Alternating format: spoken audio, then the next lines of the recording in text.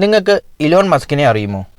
ഒരിക്കൽ Chinese car നിർമ്മാതാക്കളായ BYD എന്ന കമ്പനിയെ ചിരിച്ചു തള്ളിയ ഒരാളായിരുന്നു ടെസ്ല മുതലാളി ഇലോൺ മസ്ക്. എന്നാൽ കാലം BYDയുടെ കൂടെയായിരുന്നു. ടെസ്ല എന്ന അമേരിക്കൻ ബ്രാൻഡിനെ മറികടന്ന് ലോകത്തിലെ ഏറ്റവും വിൽപ്പനയുള്ള വൈദ്യുത കാർ നിർമ്മാണ കമ്പനിയായി BYD രംഗത്ത് വന്നു. EV രംഗത്ത് ഇപ്പോൾ ടെസ്ലയ്ക്ക് വളരെ വെല്ലുവിളിയാണ് BYD എന്ന ബിൽഡ് യുവർ ഡ്രീംസ് എന്ന ചൈനീസ് ബ്രാൻഡ്. E6, അറ്റോ 3 പോലുള്ള ഗംഭീര EVകൾ പുറത്തിറക്കി കയ്യടി നേടാനും ഇവർക്ക് കഴിഞ്ഞിട്ടുണ്ട്. BYD അവരുടെ മാതൃരാജ്യത്ത് ഒരു ചെറിയ ഇലക്ട്രിക് SUV കൊണ്ടുവരാൻ പോകുകയാണ്. ഹ്യൂണ്ടായി ക്രെറ്റയുടെ വലിപ്പമുള്ള മോഡലാണ് ഇപ്പോൾ അണിയറയിൽ പ്രവർത്തിക്കുന്നതെന്നാണ് വിവരം. അറ്റോ 2 എന്ന് പേരിട്ടിരിക്കുന്ന മോഡൽ ഈ വർഷം അവസാനത്തോടെ ലോഞ്ച് ചെയ്യും. ഇതിനു മുന്നോടിയായി ചൈനീസ് ഹോമോലോഗേഷൻ ഫയലിംഗിൽ ഈ ചെറിയ SUVയെക്കുറിച്ച് വെളിപ്പെടുത്തിയിട്ടുണ്ട്.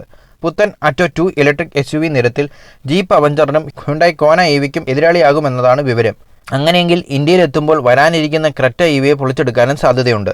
ജനപ്രിയമായ SUVയുടെ പുതിയ EV പതിപ്പ് കൊണ്ടുവന്ന് ക്രെറ്റ റേഞ്ച് ഒന്ന് മെച്ചപ്പെടുത്താൻ പോകുന്ന വിവരം എല്ലാവരും അറിഞ്ഞ കാര്യമാണ്. ഈ വർഷം അവസാനത്തോടെ വരാൻ പോകുന്ന ക്രെറ്റ EVയ്ക്ക് എന്തായാലും അറ്റോ 2യുടെ വരവ് തിരിച്ചടിയാകുമെന്നാണ് പ്രതീക്ഷിക്കുന്നത്. ഇന്ത്യയിൽ നിലവിലുള്ള അറ്റോ 3 യുവാൻ പ്ലസ് എന്ന് ചൈനയിൽ പേരിട്ടിരിക്കുന്നതിനാൽ BYD അറ്റോ 2 ചൈനയിൽ യുവാൻ അപ്പായി വിൽക്കും. Front wheel drive layout feature ചെയ്യുന്ന പുതിയ EV SUV BYDയുടെ 3rd ജനറേഷൻ EV കാർ പ്ലാറ്റ്ഫോമിനെ അടിസ്ഥാനമാക്കിയുള്ളതാണ്.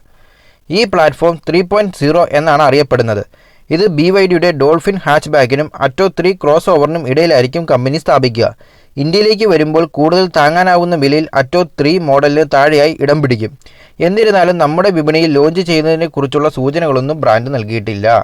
ചൈനയിൽ മാത്രമല്ല BYD EV SUV 2025ഓടെ യൂറോപ്യൻ വിപണികളിലും വിൽപ്പനയ്ക്കെത്തുമെന്ന് ഉറപ്പ് നൽകിയിട്ടുണ്ട്.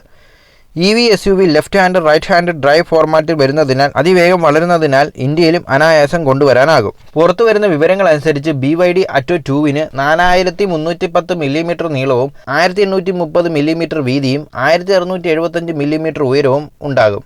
ഇത് അറ്റോ 3 EVയേക്കാൾ 140 മില്ലിമീറ്റർ ചെറുതാക്കുന്ന കാര്യമായതിനാൽ നികുതി ഇളവും ബ്രാൻഡിന് നേടാൻ സാധിക്കും. ചൈനയുടെ വ്യവസായ വിവരസാങ്കേതിക മന്ത്രാലയം നൽകിയ റിപ്പോർട്ടിൽ 94 bhp അല്ലെങ്കിൽ 174 bhp കരുത്തുള്ള ഇലക്ട്രിക് മോട്ടോറാകും വാഹനത്തിൽ വരിക.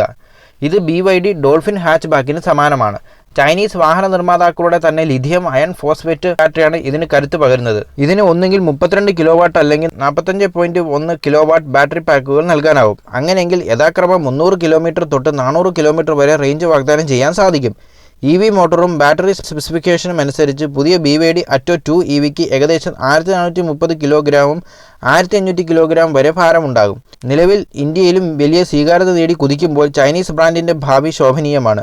അറ്റോ 2 പോലുള്ള വാഹനങ്ങൾ താങ്ങാനാവുന്ന വിലയിൽ കൂടുതൽ EV രാജ്യത്തെത്തിച്ചാൽ തലവര തന്നെ മാറും. മാരുതിയുടെ EVX, Creta EV, curve EV, Honda elevate EV, Toyota urban SUV എന്നിവ ഉൾപ്പെടെ 5 പുതിയ EV SUVകളുടെ വരവിന് തന്നെ ഈ സെഗ്മെൻറ്റ് സാക്ഷ്യം വഹിക്കാൻ പോവുകയാണ്.